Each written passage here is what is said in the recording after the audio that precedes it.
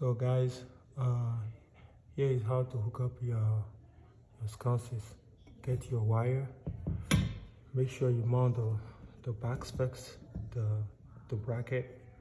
Once you mount the bracket, you put a heavy gauge and you hook it up. You put a little hook and then you tie the other side to the sconces. Then you can be able to wire it. Okay. And now I'm gonna get my white wire to white wire, black wire. I'm gonna go to black wire. Then I'm gonna mount it.